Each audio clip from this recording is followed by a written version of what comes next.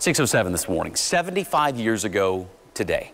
Jackie Robinson, this man, made history when he stepped on the field for the Brooklyn Dodgers. He broke Major League Baseball's self-imposed color barrier and ushered in a whole new era for the game and really all of sports. Today, all 32 Major League Baseball teams will honor Jackie, but here in Kansas City, we have a pretty special connection to the legend himself as he got his start in the sport with the Kansas City Monarchs. My co-anchor Lindsay Shively live for us this morning at the Negro Leagues Baseball Museum for all of our Jackie Robinson Day coverage.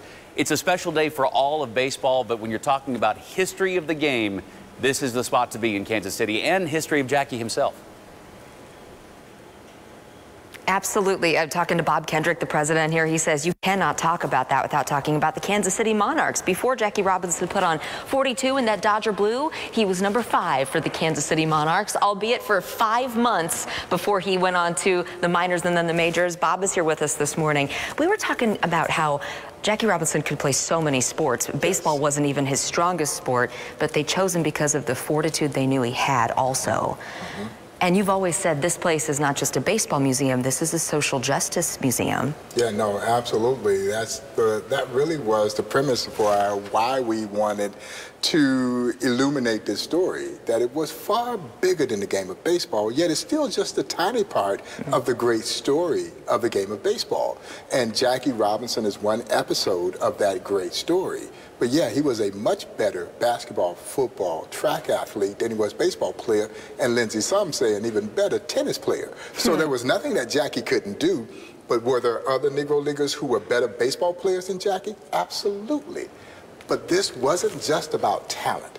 You had to have the right guy if this experiment is going to work, because if he can't take the abuse, the experiment is over. And if he can't play, the experiment is over. And something, when you think about social justice and the need to still talk about it today, that's why we're over here. And what's under this, Bob? Tell us why this is so key. This is the defaced historical marker that was at the birthplace of Jackie Robinson in Cairo, Georgia.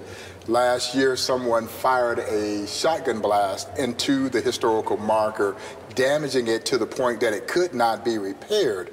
Major League Baseball stepped in, replaced the marker, and thanks to the folks over the Georgia Historical Society, they asked if we would want the marker to come home to Kansas City.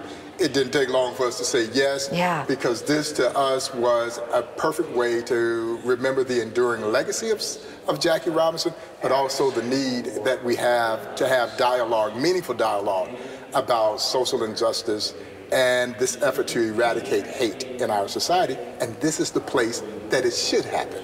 So we're thrilled to welcome it home. Continue a very important conversation. So this is going to be unveiled at 10 o'clock this morning? 10 o'clock, 10 a.m. this morning here in a ceremony at the Negro Leagues Baseball Museum. We have so much more to talk about when it comes to Jackie Robinson and what this day means across the country and in Kansas City. More coverage from the Baseball Museum coming up. All right, Lindsay Shively live this morning. Lindsay, before I let you go quickly, is that going to be on permanent display there, that they're unveiling this morning, or is that just for a little while? Permanent display here. Yes. Absolutely. Permanent display. Absolutely. They're unveiling it today, and it's new home here. Excellent. All right, Lindsay Shively live for us this morning. Lindsay, thank you very much.